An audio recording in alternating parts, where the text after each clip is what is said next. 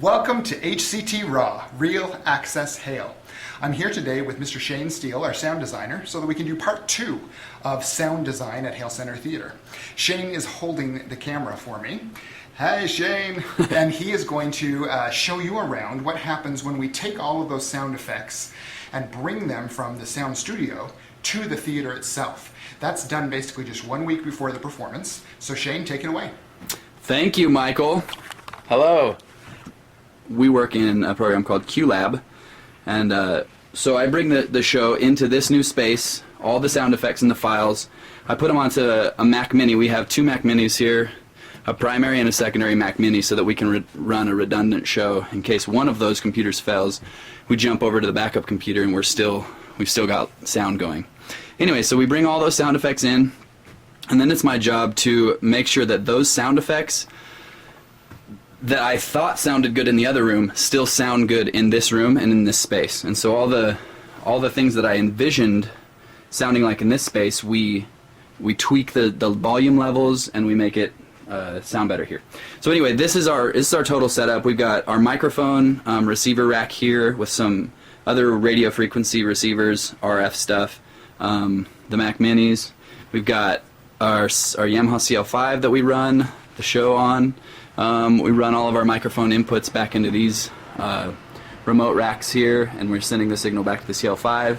And then all these things right here are microphone are amplifiers for our speakers that run our main PA. Out in the house we have an L-acoustic system. I don't know if you can see it. Let's zoom in. There we go. Some 12XTs and 8XTs running all around the inside and outside perimeter of the catwalk, and then we have a big surround sound setup. We've got about 16 surround speakers around the back side. So now, I've joined Shane in the booth, so he can actually show us how all the sound design is then executed by someone who is engineering the show. Right.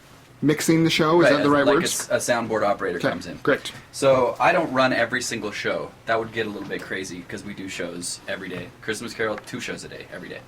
So I don't have that much time in my day. So I hire, we bring in soundboard operators. Sure.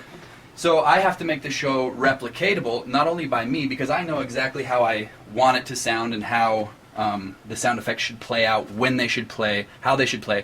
So the way that we do that is we put it all into a script right here, and then I make this script intelligible so that Michael can sit here and read. Okay, right at the very beginning I have to hit this sound cue, play the pre-show announcement, and then right after that right after the pre-show announcement's done, I need to bring mic 2 up, and the music needs to be set at +3.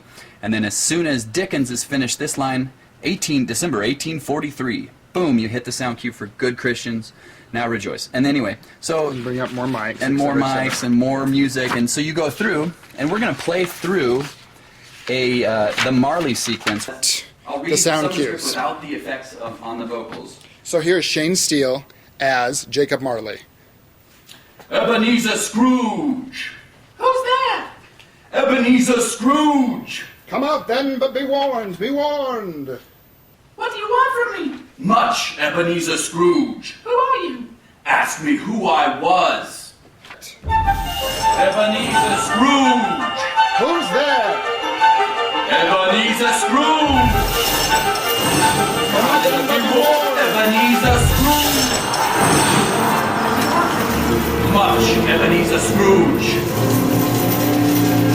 Ask me who I was. You want it? Ebenezer Scrooge! Who's there?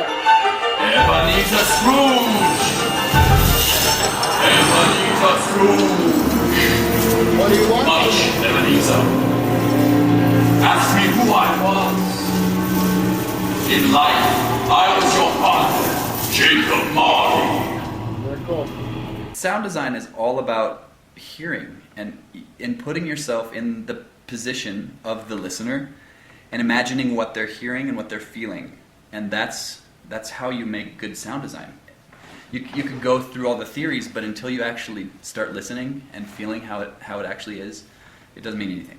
So we come in here a lot and just sit down and play sound effects and listen how it sounds through these speakers and how come it's quiet on that side and it should be louder and how we can resolve that problem, and we attack different scenarios like that, so that we can bring the experience to the patrons, and not just anybody could just go up there and put sound effects into the computer and push play, but it takes a lot of crafting to make it actually feel something.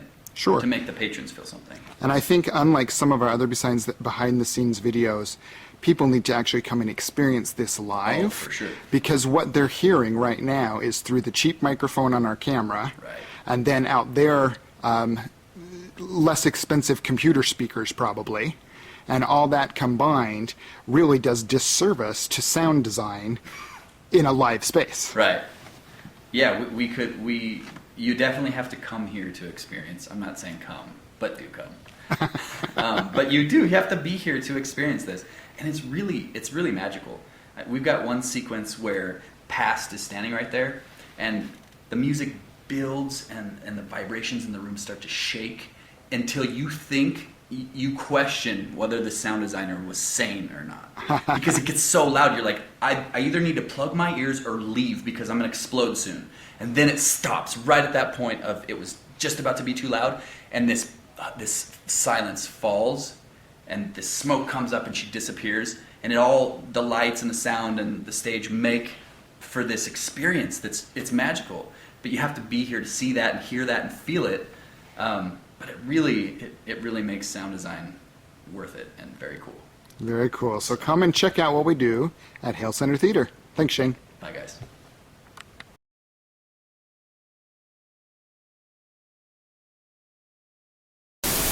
Here we are today, showcasing the sound designer, Shane Steele. And